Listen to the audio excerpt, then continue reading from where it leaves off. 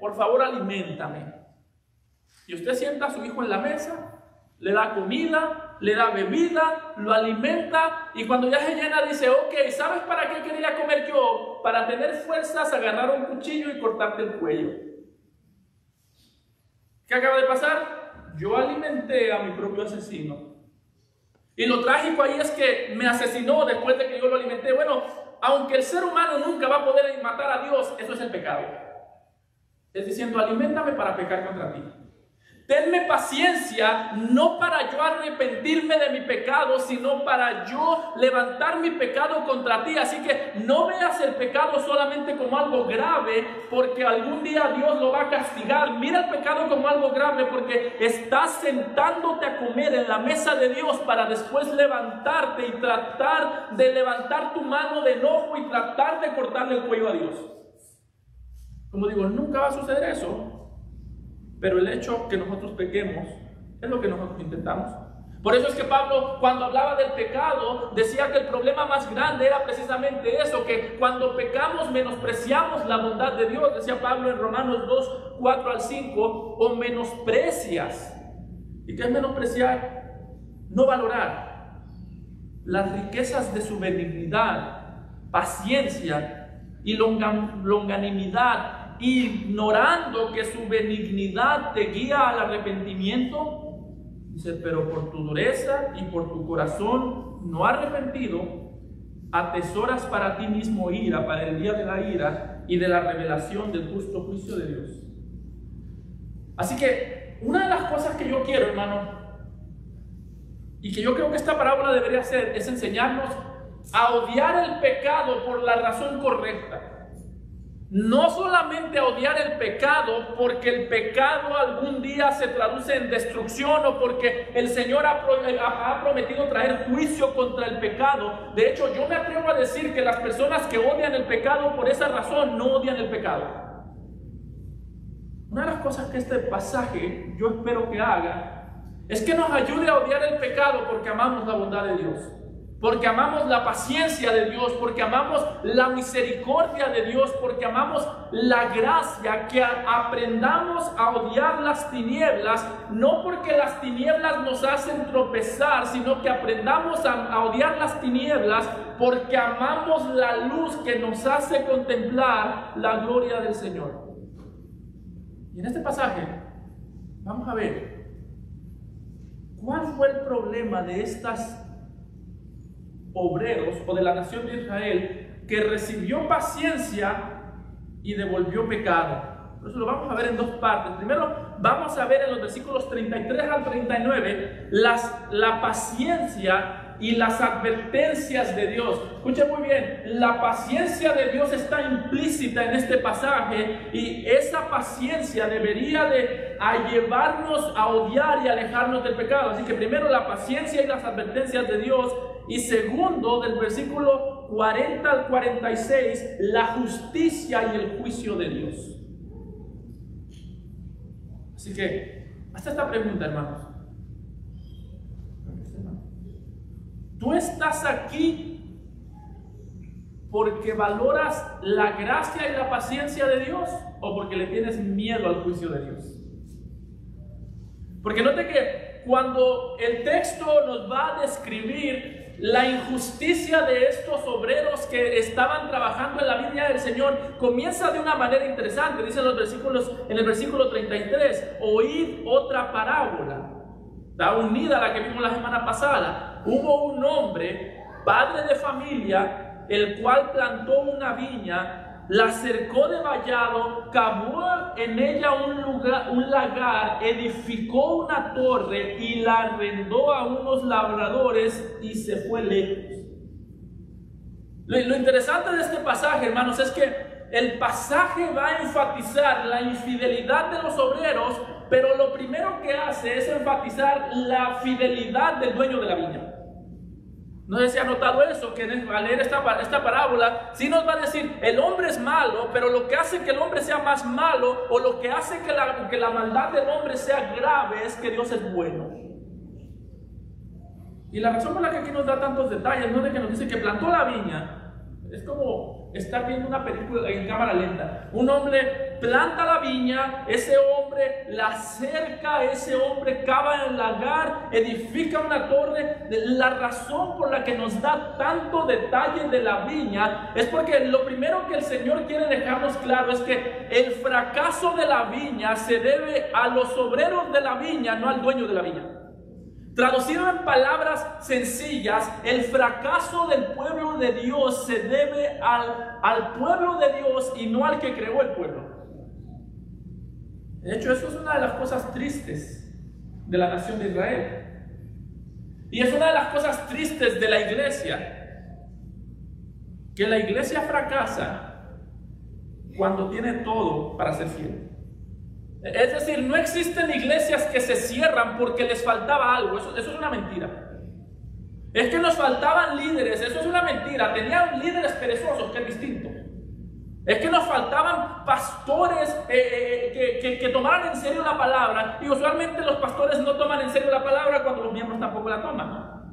Así que la tragedia más grande del pueblo del Señor no es que le faltan recursos. La tragedia más grande del pueblo del Señor es que el Señor ha dotado de recursos a su pueblo, ha dado todo lo que el pueblo necesita, pero los obreros son infieles. Yo tenía un profesor en el seminario que decía: la mies es mucha y los obreros flojos. Y ese es el problema. Porque ninguna iglesia jamás se va a morir porque le faltaban recursos de ningún tipo. ¿Sabe por qué? Porque la iglesia recibe recursos del cielo y dice el Señor Jesucristo, el Padre, una cosa que Él hace es que se asegura que la iglesia tenga todo lo que necesita. De hecho, Dios mismo dice en Isaías capítulo 5, versículo 4, cuando está hablando de esta viña, dice: ¿qué más se podía hacer a mi viña que yo no haya hecho en ella? Y dice: esperando uvas, recibí fruto extraño. Hermano, lo más trágico de nosotros como cristianos es que nuestros fracasos siempre eran evitables. Un matrimonio cristiano no tenía por qué terminar divorciado, y eso hace el divorcio de los cristianos mucho peor.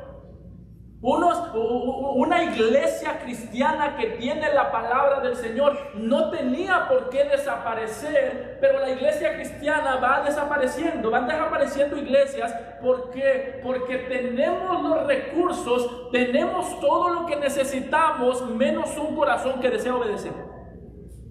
Un padre cristiano no debería tener, a los hijos que viven en su casa, no tendrían por qué ser rebeldes. Pastores que no vienen con instrucciones. O sea, Dios te dio una tarea, pero no te dijo cómo hacerla. Eso quiere decir, no vienen con instrucciones. Eso es lo trágico del pueblo del Señor, hermanos, que realmente dice el Padre, el dueño de la viña, hizo todo lo que se necesitaba. Puso la viña en el lugar más fructífero, la cercó para que nadie viniese y robase, le puso una torre, le puso todo lo que necesitaba, la confió a los obreros y terminó que los obreros que tenían que cuidarla terminaron matándola. Hermano, yo a veces me pregunto, si contamos cuántas iglesias han sido cerradas por culpa de incrédulos y cuántas han sido cerradas por culpa de creyentes, será muy diferente el número. ¿Cuántas iglesias han cerrado los incrédulos? Han intentado, usted ha visto en la historia, perseguían a los cristianos y ¿qué pasaba? La iglesia crecía. Usualmente los incrédulos, cuando tratan de cerrar iglesias, terminan haciéndonos el favor de hacerlas más grandes. Pero los cristianos perezosos o los cristianos infieles las cierran de un día para otro. Se caen. Así que aquí está hablando a los líderes, pero no está diciendo solamente que los líderes son el problema del pueblo. Cuando leemos este pasaje podría llegar a parecer, oh, Jesús está diciendo que los líderes son el peligro para la iglesia o para el pueblo de Dios, que culpa de los líderes la nación de Israel fracasó. Pero hermano, no leas este pasaje de esa manera. El punto de este pasaje no es que tú digas, tengamos cuidado con los líderes que aceptamos. Ciertamente tengamos cuidado con los líderes que aceptamos, pero ese no es el punto solamente. De hecho, La razón por la que Lucas, en el pasaje paralelo, nos dice que Lucas 29 nos dice que cuando Jesús habló esta parábola, dice que comenzó a referir al pueblo esta parábola, es porque ciertamente los líderes tienen el poder de destruir la viña del Señor. Ciertamente un líder que comienza a ver la iglesia o ver al pueblo de Dios como suyo, que quiere hacerlo a su manera, que quiere hacer su voluntad en él, ciertamente ese líder es peligroso. Pero hermano, el mismo poder que tiene un líder o el mismo corazón destructivo que hay en un líder controlador para destruir al pueblo de Dios está en ti. Es decir, tú puedes destruir esta iglesia. No te va a costar mucho. Tú puedes destruir esta iglesia. Lo único que tienes que hacer es pensar que tú no la puedes destruir, que tú no serías capaz. ¿Sabe qué fue lo que pasó? Que el problema con estas labradores, que se les confió la viña para cuidarla, para trabajarla, y ellos empezaron a controlarla. Eso es lo que sucede cuando nosotros no cuidamos o no somos diligentes para saber qué espera el Señor en nosotros en cada área. Si yo te pregunto, ¿qué espera el Señor de ti en tu casa? ¿Cuál es tu respuesta? Que yo provea, pastor. ¿Qué más? ¿Puedes tú definir con la Biblia en la mano qué espera el Señor de ti en tu casa? Y más aún, ¿puedes ver tú con la Biblia en la mano en qué áreas de tu casa deberías estar sirviendo y no lo estás haciendo? Si tú no haces ese ejercicio, hermano, tú estás actuando con infidelidad en aquello que el Señor te ha dado. ¿Sabes por qué por qué nosotros muchas veces no consultamos la palabra para ver qué es lo que debemos hacer en la iglesia? No consultamos la palabra para ver qué es lo que debemos hacer en nuestra casa, hermano, porque en nuestro corazón seguimos pensando que nuestra voluntad para la iglesia y para nuestra casa es mejor que la voluntad del Señor. Pastor, es que a veces no tengo tiempo de leer la Biblia. Hermano, no. Es que no quieres la voluntad de Dios en tu casa. Tú te has adueñado de la viña del Señor. Cuando tú opinas de cosas de la iglesia sin antes filtrarlas por la palabra, tú no estás buscando el bien de la iglesia, tú estás haciendo que la iglesia sea tuya. Cuando tú opinas de cómo debería funcionar tu casa sin siquiera filtrar tus palabras por la palabra de Dios, tú no estás guiando a tu casa en la voluntad del Señor. Tú estás tomando el control de tu casa y tratando de dejar a un lado afuera al Señor. Por eso ten mucho cuidado, hermano, cuando tú hables, para tomar decisiones en las cosas que Dios te ha dado. ¿Te ha dado el Señor una iglesia? Bueno, la pregunta no es si reconoces que el Señor te ha dado la iglesia. La pregunta es si recibes instrucciones de Dios de cómo conducirte en la iglesia. ¿Te ha dado el Señor una familia? La pregunta no es si tú reconoces que tu familia proviene de Dios. La pregunta es si tú eres guiado por la palabra para conducirte de manera correcta en medio de tu familia. Porque la característica principal de un controlador, como estos controladores de la viña, es que no tienen problema en recibir la viña, pero tienen problema en recibir instrucciones de cómo comportarse en la viña. Ese fue el problema de Diótrefes, un hombre en tercera de Juan 9, cuando Juan lo describe, era el miembro de una iglesia, y Juan dice, yo he escrito a la iglesia, pero Diótrefes, al cual le gusta tener el primer lugar entre ellos, no nos recibe. Dice Juan, el problema de Diótrefes no es que no se preocupe por la iglesia, se preocupa por la iglesia. Así que tu preocupación por la iglesia no quiere decir nada. Quiere decir que estás preocupado por la iglesia, nada más. No quiere decir que eres fiel porque te preocupas por la iglesia. El problema de Diótrefes posiblemente ni siquiera era que él dudaba, o él podía decir la iglesia es del Señor. ¿Sabe cuál era el problema de este hombre? Que él no recibía instrucciones de cómo conducirse y cómo comportarse en la iglesia del Señor. Él decía, en la iglesia las instrucciones las doy yo, pero yo no recibo instrucciones. Hermano, por eso es que cuando a ti alguien te exhorta en nombre de la palabra de Dios y a ti se se te empieza a revolver el estómago, ese es Diótrefes diciendo: aquí ando. Y no dejes que me diga nada. El problema, hermanos, de estos obreros no era que no reconocían que la viña les había sido dada. Ellos sabían que la viña les había sido dada. Tú puedes saber que tu familia te fue dada. Tú puedes saber que la iglesia te fue dada. Pero déjame traer esta pregunta. Así como sabes que la iglesia y tu familia te fueron dadas por Dios, así te fijas también en las instrucciones que te ha dado Dios para saber cómo comportarte. No es suficiente que tú te pares aquí a decir: doy gracias a Dios por mi familia,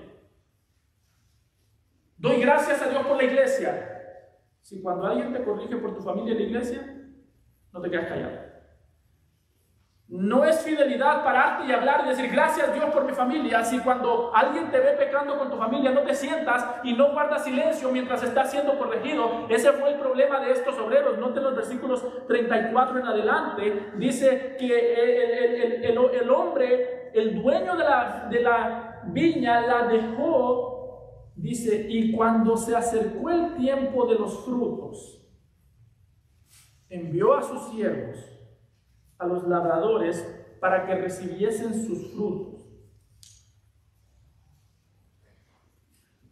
Mas los labradores, tomando a los siervos, a unos golpearon, a otros mataron y a otros apedrearon. Envió de nuevo otros siervos, más que los primeros, e hicieron con ellos de la misma manera. Finalmente les envió su hijo diciendo: tendrán respeto a mi hijo. Mas los labradores, cuando vieron al hijo, dijeron entre sí: este es el heredero, venid, matémosle y apoderémonos de su heredad. Si nota que el texto termina diciendo: este es el heredero. Ellos decían: nosotros sabemos que la viña no es nuestra. Nosotros sabemos que la viña tiene otro dueño, y el dueño es el padre de este muchacho, del hijo de la parábola. En palabras entendibles está diciendo: nosotros sabemos que el pueblo no es nuestro. En nuestro contexto tú dirías: yo sé que la iglesia no es nuestra. Pero hermanos, si tú sabes que la iglesia no es tuya y aún así te enojas cuando alguien te exhorta a comportarte bien dentro de la iglesia, tú no sabes que la iglesia no es tuya. Decimos: pastor, nosotros no queremos una iglesia que sea un club social. Pero cuando la iglesia se comporta como iglesia para corregir tu pecado, entonces ahí sí quieres un club social. De ahí es donde viene esta queja: es que la iglesia siempre juzgan, pastor. Claro, ese es el trabajo de la iglesia, juzgar con justo juicio. Yo no puedo ir a una iglesia donde se juzga. El apóstol Pablo diría otra cosa en 1 Corintios 5: no juzgáis a los que están adentro, dijo el apóstol Pablo. Pablo diría: yo no puedo ir a una iglesia donde no se juzga. ¿Por qué? Porque el trabajo de la iglesia es cuidar la viña del Señor. El trabajo es cuidar al pueblo del Señor. Y parte de cuidar al pueblo del Señor es hacer lo que hicieron estos enviados del dueño de la viña. Dice que los envió a recoger fruto. ¿Y cómo sabemos que no estaban cuidando bien la viña? Porque cuando vinieron los profetas, a unos golpearon, a otros apedrearon y a otros mataron. Y todo esto, hermano, entendiendo que la viña no era de ellos. Así que por eso te digo, que tú digas la iglesia es del Señor, no quiere decir nada. Que tú digas gracias a Dios porque la iglesia me corrige, eso es madurez. Que tú digas la iglesia es del Señor y Él la controla, eso no quiere decir nada.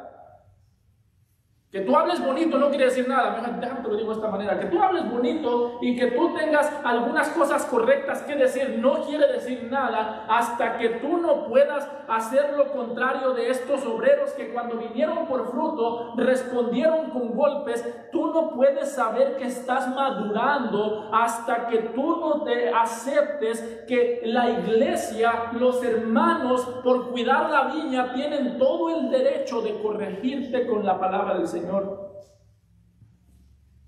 El problema de esta nación, que aquí los obreros como ellos son la nación de Israel.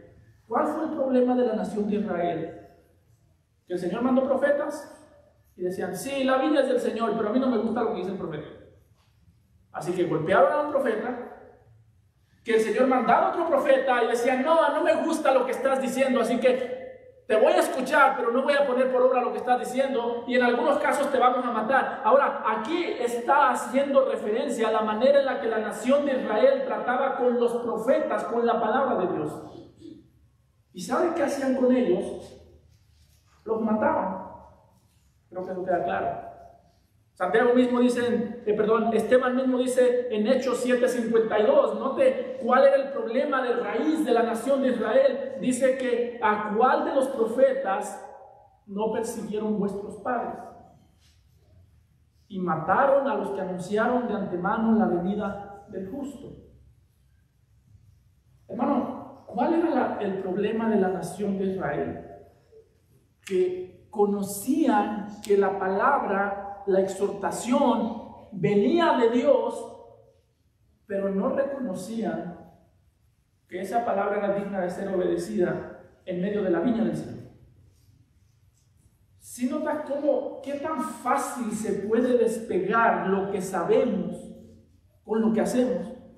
Hermano, yo creo que esto lo he dicho muchas veces, pero déjame lo digo otra vez. ¿Sabes cuál es una de las razones por las que nosotros como iglesia podemos llegar a desaparecer? Por sonar bíblicos sin amar la Biblia. Por sonar sanos sin amar la verdad. Estos tenían mucha teología correcta, pero no tenían afectos correctos. De hecho, note que hay cierta ironía en estas palabras del Señor Jesucristo, porque el texto nos dice que estas personas comenzaron a rechazar a los profetas,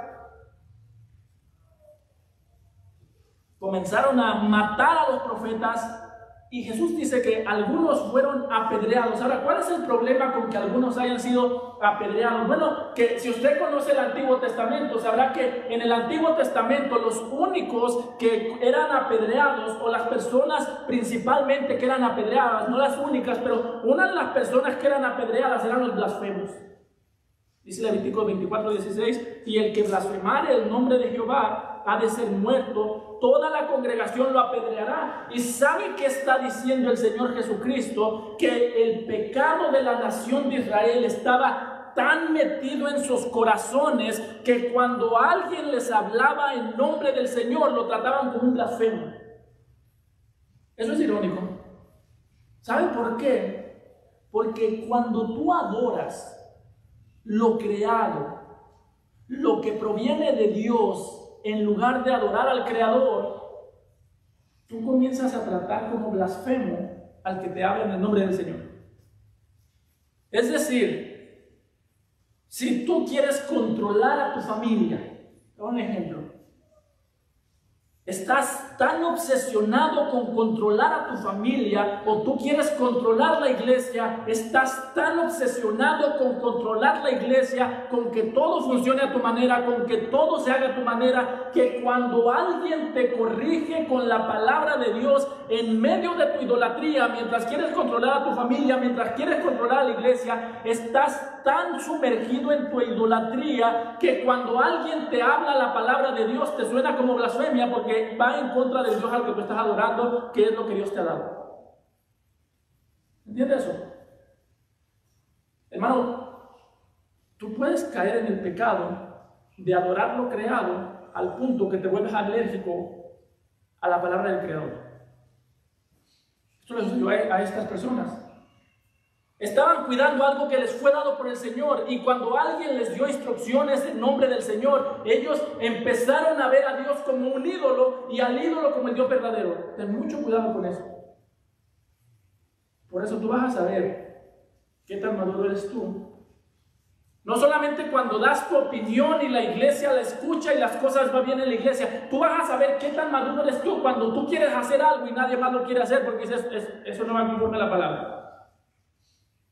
Tú vas a saber no solamente qué tan maduro eres cuando des buenas opiniones, tú vas a saber si estás madurando cuando estés listo a que se te diga, no, eso no está bien, y tú decir, entonces doy un paso atrás. Ten mucho cuidado, hermanos, porque una de las cosas que sucede mucho en la iglesia es que se comienza a adorar la iglesia, se comienza a adorar lo que hace la iglesia, se comienzan a adorar a las actividades de la iglesia y comenzamos a llamar blasfemo a aquello que es sagrado y comenzamos a llamar sagrado a aquello que es blasfemo. Comenzamos a usar a la iglesia para blasfemar contra el Señor y después comenzamos a sentir que todo el que nos habla en nombre del Señor está blasfemando porque está yendo en contra de aquella cosa que yo estoy adorando, sea la iglesia, sea mi familia, sea cualquier cosa. Eso fue lo que sucedió con estos obreros.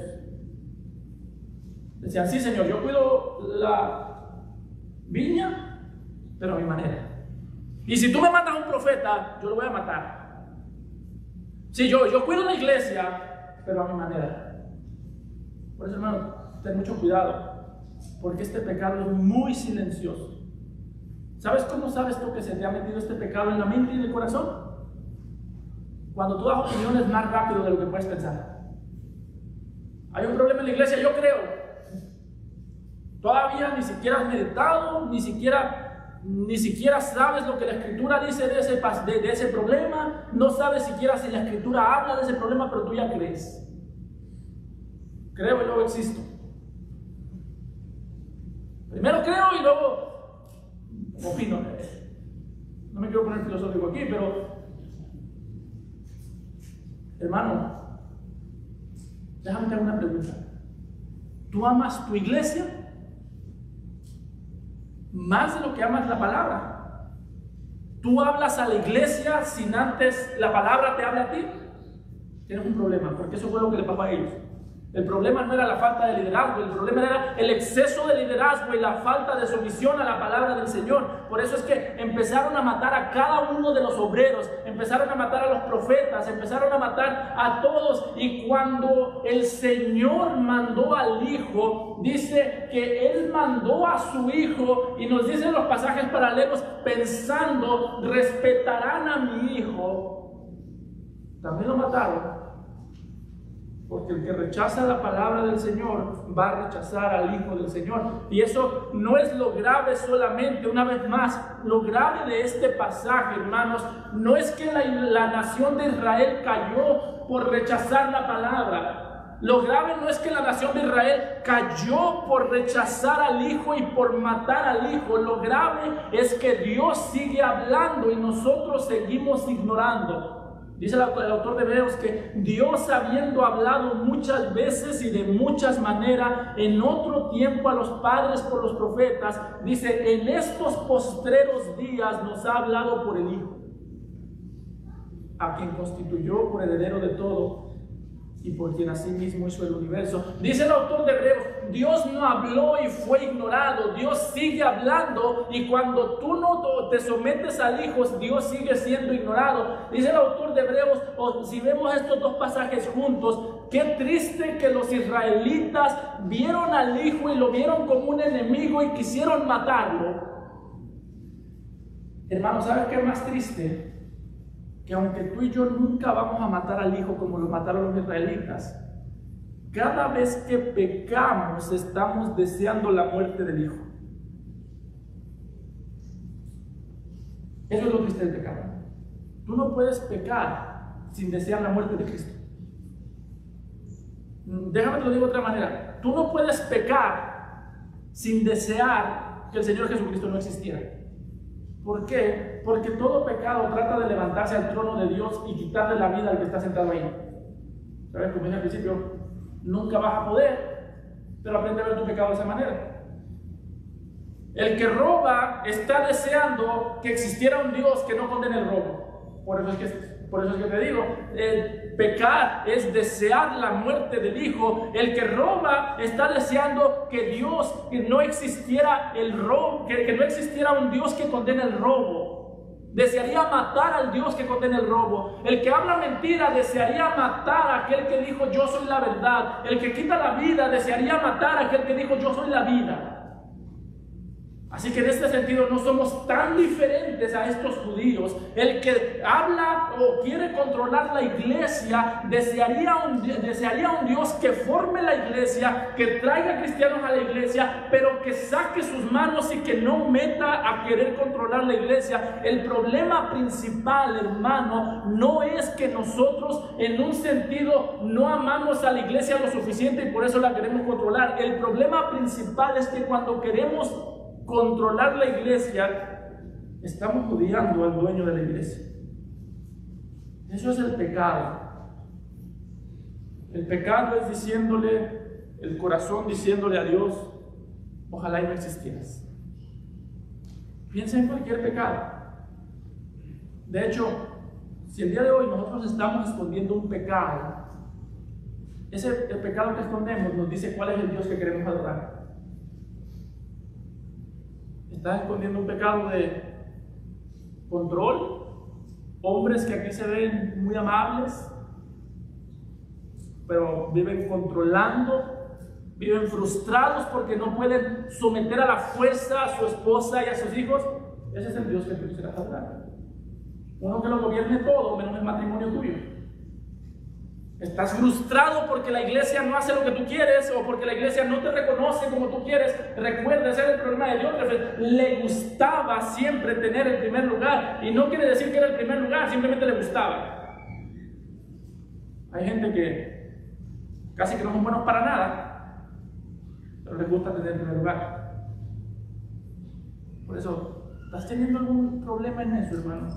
Ten mucho cuidado, porque eso puede ser un corazón lleno de control, un corazón lleno de esta muerte de estos fariseos, de estos judíos que los llevó a rebelarse y que los llevó a quitarle la vida al hijo, al heredero del Señor. De hecho, note que por eso el Señor les cuenta toda esta parábola, les dice, mandó a los obreros mataron a los enviados, los labradores mataron a los profetas, los labradores mataron al hijo del dueño de la viña. Y note cómo les continúa diciendo el Señor, cuando venga pues el Señor de la viña, ¿qué hará a aquellos labradores? Le dijeron, a los malos destruirá sin misericordia y arrendará su viña a otros labradores que le paguen el fruto de su tiempo. Esta es una pregunta al estilo de Natán con David. Dice, ¿se recuerda que dice donde viene el profeta Natán a David y le dice, había un hombre que tenía un cordero y un hombre más rico llegó y le quitó el cordero? ¿Qué vamos a hacer con él? Que lo maten. Y le dice, ese eres tú, David, así que ve preparando la horca. No le dijo eso el profeta, no voy a salir de aquí diciendo el pastor dijo que el profeta quería matar a David. Pero ahí es donde el Señor espera que tú te frenes. Hermano, si las cosas que tú haces en esta iglesia las vieras en otros miembros, ¿qué se merecerían esos miembros? Si la manera en la que tú tratas a tu esposa aquí la vieras en otro miembro, ¿deberíamos expulsar a ese miembro de la iglesia?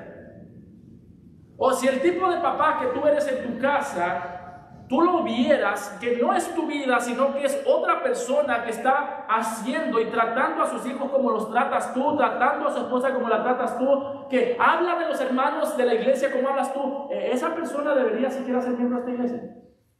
No, pastor, que vaya. Bueno, ten mucho cuidado que no seas tú reprobando a otros mientras te pones a ti mismo. Porque es lo que estaban haciendo los fariseos, los sacerdotes y el pueblo decían, no, si eso llega a suceder, que maten entonces a todos los infieles que no escuchan la palabra de Dios. Todo eso lo decían mientras no le estaban prestando atención al Hijo de Dios. Por eso, ¿qué tipo de tratamiento deberíamos de darle a otro hermano que se está comportando como tú cuando nadie lo ve? Estos, los de la parábola, estaban graves, pero de hecho no estaban ni tan graves como los fariseos o como estos sacerdotes con los que estaba hablando Jesús, porque los de la parábola por lo menos entendieron que el hijo era el dueño de la viña y era el dueño de la heredad. Estos, cuando vieron a Jesús limpiando el templo, le dijeron, ¿quién te ha dado a ti autoridad para hacer tal cosa? Así que estos estaban peor. ¿Y sabe por qué el Señor Jesús les hace esta pregunta? ¿Qué hará con aquellos labradores? Porque Jesús los está llevando a reconocer el juicio que merecen sin saber que están reconociendo el juicio que merecen. Hermano, ¿alguna vez tú te has encontrado juzgando tu pecado en pies ajenos? Esos hermanos son súper malos padres, pastor. ¿Alguna vez tú te has encontrado odiando tu pecado en pies ajenos, pero minimizándolo en tus propios pies?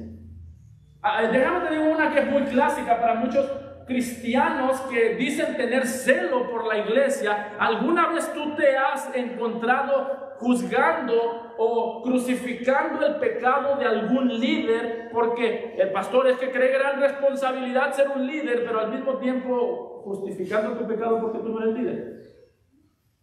Hermano, ten mucho cuidado porque hay una muy mala cultura en las iglesias. Y puedo decir que esa cultura se mete en nuestra iglesia cuando tú empiezas a pensar que los que estamos parados detrás de un púlpito estamos todo el tiempo bajo la lupa de Dios y tú no. Yo he escuchado muchas veces este comentario: es que ser pastor es una gran responsabilidad y algún día va a estar delante de Dios y va a tener que darle cuentas a Dios y tú no. Nada más nosotros. Tú también. Pero es que usted habló la palabra, tú la escuchaste. Yo voy a dar cuenta por lo que hablé, tú vas a dar cuenta por lo que escuchaste. Y créeme que no va a ser más sencillo. Yo voy a dar cuentas por trazar bien la palabra, dice el apóstol Pablo: procura con diligencia presentarte ante Dios como obrero aprobado, que traza bien la palabra de verdad. Yo voy a dar cuentas por eso, ciertamente, que nadie me quite ese peso de los hombros. Pero hermano, no empieces tú a escandalizarte por pecado ajeno mientras justificas el propio. No quieras tú sentir que tu cruz es más liviana porque no estás cargando mi cruz. Yo tengo la responsabilidad de hablar, tú tienes la responsabilidad de escuchar, y los dos tenemos la responsabilidad de obedecer. Así que mucho cuidado, hermano, con decir: no, pastor, eso sí es una responsabilidad grande. Hermano, escuchar también. Ser hacedores y no solamente oidores, engañándonos a nosotros mismos. Mucho cuidado con caer en el pecado de estos fariseos o de estos sacerdotes que ellos decían: sí, tremendo pecado el que cometieron los de la parábola. Por eso es que Jesús cita el Salmo 118 y les dice: nunca leísteis. Lo dijo en tono, él no dijo como pregunta, pero yo lo estoy diciendo en tono acusativo. Nunca leíste en las Escrituras: la piedra que desecharon los edificadores ha venido a ser cabeza del ángulo. El Señor ha hecho esto y es cosa maravillosa a nuestros ojos. Está diciendo el Señor Jesús: ustedes dicen que son ignorantes, porque ustedes entendieron la parábola, entendieron el juicio que merecen, pero no entendieron que me necesitan. Ustedes de verdad que son ignorantes de la palabra. Por eso empieza a ir preguntándoles con un tono de pregunta, pero al mismo tiempo con un objetivo de acusar. Ustedes nunca entendieron. Es lo mismo que les han dicho en el pasado: ignoran las Escrituras, no conocen la palabra, no conocen lo que dijo Moisés. Y aquí les está diciendo: esta es la ignorancia que ustedes tienen. Entienden la gravedad del pecado, pero no entienden la necesidad del Salvador que vino a morir para rescatar del pecado. Por eso yo lo he dicho muchas veces y lo he dicho a lo largo de esta predicación: que tú entiendas que algo es bueno no quiere decir que eres fiel. Y que tú entiendas que algo es malo no quiere decir que estás combatiendo contra eso que es malo. Ellos entendían que lo que estaban haciendo estaba mal, entendieron la parábola, pero realmente no estaban haciendo nada. Simplemente se estaban yendo al infierno con una mente bien informada. Por eso es que mucha gente dice: sí, pastor, es que yo soy muy mal esposo. Y siguen siendo el mal esposo. Sí, pastor, es que yo soy muy responsable en las cosas de la iglesia. Y pastor, yo me enfrío, la verdad. Yo estoy bien frío ahorita. No, a veces hablamos como de nuestro primer amor. Yo he escuchado gente que dice: el primer amor se va perdiendo poco a poco. Bueno, dice el Señor Jesús: no debería. tengo una cosa contra ti, que has dejado tu primer amor. El hecho que tú reconozcas que algo es pecado y sigas en ese pecado solamente te hace más digno de una mayor condenación. Si no has creído en Cristo, más digno de una mayor disciplina. Y el Señor Jesucristo les está diciendo: ustedes son de verdad ignorantes de la palabra, porque ustedes tienen todo el conocimiento necesario, entienden el problema, entienden el pecado, tienen la solución delante de sus ojos, y la piedra que puede salvarlos la han desechado. Jesús aquí cita el Salmo 118, versículo 22, de una manera realmente, hermanos, de una manera increíble. Este Salmo 118 ya se ha citado antes, cuando entró a Jerusalén y decían: Hosana al hijo de David. De ese mismo salmo salió aquella cita. Pero la razón por la que Jesús cita este salmo aquí, hermanos, es porque recordemos que estas palabras se están hablando en el templo, en la semana de la Pascua. Y estas palabras usualmente las cantaba la nación de Israel cuando estaba celebrando la Pascua. ¿Y sabe por qué Jesús está citando estas palabras? Porque está diciendo: ustedes tienen el cumplimiento de la Pascua delante de ustedes y no lo han entendido. Está diciendo lo mismo que dijo el apóstol Pablo: porque nuestra Pascua, que es Cristo, ya fue sacrificada por nosotros. Jesús está diciendo, no solamente está citando el texto como un judío más que está celebrando la Pascua, está citando el texto como el Salvador al que apuntaba la Pascua, y está utilizando este texto para mostrarnos cómo responde Dios ante aquellos que escuchan acerca de Jesús. Hermano, a veces yo he escuchado, y está bien decirlo, que dicen: la respuesta que tú das al Evangelio es la respuesta más importante del mundo. Y eso está bueno, pero yo creo que hay una respuesta más importante que tu respuesta a Dios. ¿Qué responde Dios de ti después de que tú escuchas el Evangelio? Porque aquí Dios tiene dos respuestas. Dice Jesús que la piedra desechada vino a ser la piedra del ángulo, la piedra más importante del edificio. Básicamente lo que Jesús está diciendo: ustedes me desechan a mí, y yo, que soy desechado por ustedes, soy la piedra más importante en el reino de Dios. Es lo mismo que dice el apóstol Pablo en Efesios, que Jesús es el fundamento, que es el cimiento de la iglesia, el cimiento del reino de Dios, y que después de ese cimiento el edificio va siendo construido para arriba. Es decir, Jesús es el fundamento, y Jesús está diciendo: ustedes desprecian a mí, yo soy el fundamento. Y Dios tiene dos respuestas. Una: o tú estás edificando tu vida y la iglesia está siendo edificada sobre el fundamento que es Cristo Jesús. O tú crees en Cristo y tu vida es edificada en Cristo, o tú rechazas a Cristo y tu vida es destruida por Cristo. Pero aquí no hay punto medio. Por eso te digo, lo más importante no es qué es la respuesta del hombre hacia Cristo. Eso es importante para nosotros, pero lo más importante es cuál es la respuesta de Dios después de que tú escuchaste de Cristo. El día de hoy, ¿cómo va a responder Dios ante esta predicación que tú has escuchado? ¿O vas a ser edificado como hijo de Dios, o estás acumulando una mayor condenación? Y jóvenes, escúchenme bien. Ustedes de aquí van a salir o salvos o más hijos del infierno, aunque suene muy feo eso. Van a salir, o creen en Cristo si no lo han hecho, y su vida es edificada en Cristo, o rechazan a Cristo, y esta predicación va a traer sobre ustedes un peso de condenación mucho más grande. Porque es una cosa irse al infierno ignorante, sin haber escuchado el nombre de Cristo. Es otra cosa irse al infierno llevando a Cristo en la mente, llevando a Cristo en los labios, pero sin haberlo tenido como Señor en el corazón. Así que la predicación del Evangelio nunca es neutra. Nunca sales igual que como entraste. O sales quebrantado porque eres la roca, la roca en la que la iglesia es edificada, o sales endurecido y estás siendo preparado para ser destruido. Lo hoy escuchas como un sermón común y corriente, en el infierno te puede retumbar como una tortura para siempre.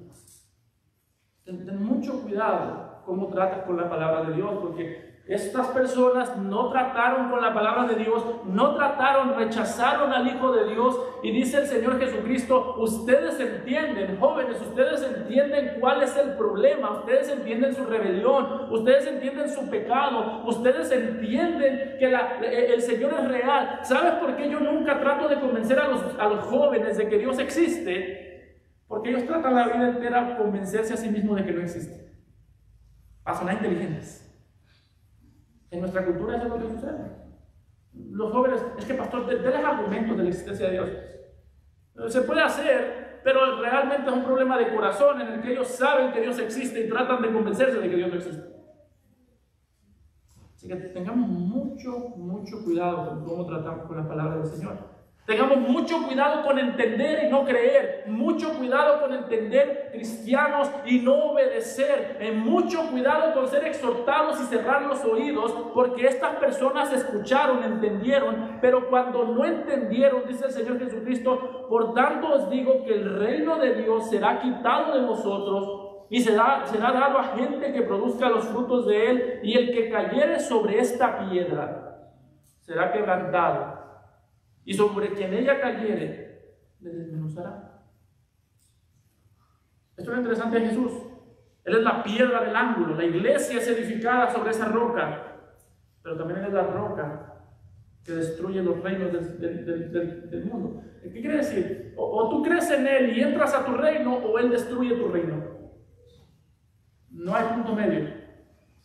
O tú crees en Él y sirves a su reino, o tú no creas en Él y Él destruye lo que sea que tú estés construyendo en esta vida. Ese es el compromiso de Él hacia ti si no has creído en Cristo. Voy a destruir todo lo que tengas.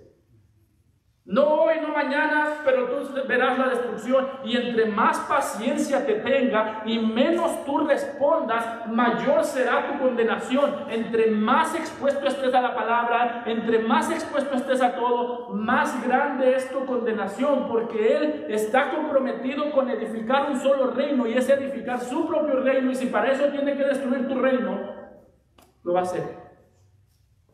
Así que jóvenes, adultos, niños, no han creído en Cristo, crean en Él, porque Él es el Salvador amoroso, pero también Él es el Salvador peligroso, que pisotea a sus enemigos, que destruye a sus enemigos. Nota que aquí dice que el reino sería quitado, y vamos a hablar mucho más de eso más adelante, pero básicamente este pasaje no está diciendo que el Señor Jesucristo le está diciendo a la nación de Israel: ya no me interesan los israelitas, le voy a quitar el reino a Israel para dárselo a alguien más. Yo no creo que es lo que el texto está diciendo.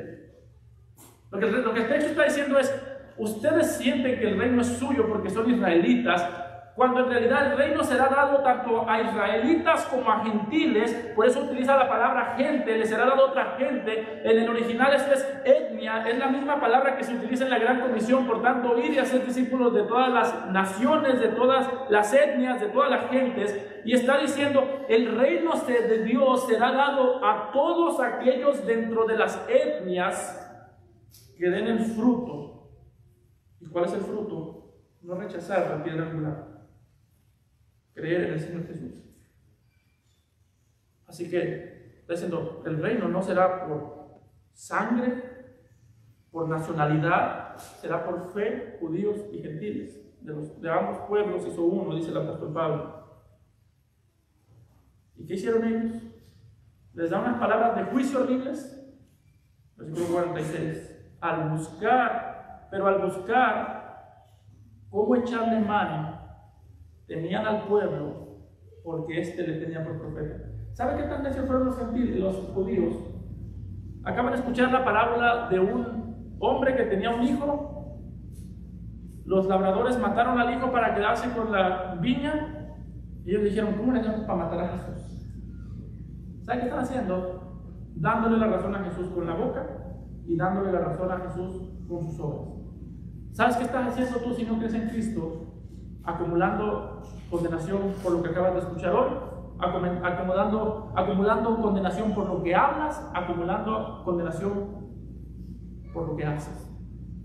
Así que si no has creído en Cristo, cree en Él hoy. Amado Padre, damos gracias, Señor,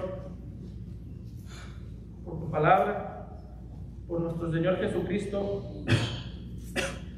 tu Hijo, Señor, que es la piedra angular, y ayúdanos a que nuestras vidas, tu pueblo, tu iglesia, estén siendo edificados sobre esa roca. Y libra, Señor, a todo el que esté aquí en peligro de ser aplastado por esa roca, por esa piedra angular que edifica el reino y destruye el reino de este mundo. Te lo rogamos en Cristo Jesús. Amén.